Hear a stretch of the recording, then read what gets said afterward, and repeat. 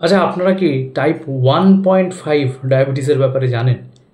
শুনে একটু অবাক লাগছে যে আমরা তো টাইপ 1 শুনেছি, টাইপ 2 শুনেছি, টাইপ 1.5টা আবার কি? তো টাইপ 1.5ও এক ধরনের ডায়াবেটিস, যেটা কিন্তু সাধারণত ধরা পড়ে মোটামুটি ধরুন 30 বছরের পর। রোগীরা স্বাস্থ্যের দিক থেকে বেশ রোগা পাতলাই হন এবং তাদের ডায়াবেটিস ধরা পড়ে। আজকে চেম্বারে একজন রোগী, যার 39 বছর বয়স, 32 বছর বয়সে ডায়াবেটিস ধরা পড়েছে, তাকে দেখে আমার মনে এই সন্দেহটাই জাগলো এবং আমি তাকে ইভ্যালুয়েট করবো এবার যে তার টাইপ 1.5 ডায়াবেটিস কি না আদৌ। এবার এটা কেন দরকার? কারণ টাইপ 2 ডায়াবেটিস এবং টাইপ 1.5 ডায়াবেটিসের মধ্যে কিন্তু পার্থক্য আছে। টাইপ 1.5 ডায়াবেটিস পরবর্তীকালে টাইপ 1-এর মতো বেশি হয়ে যায়।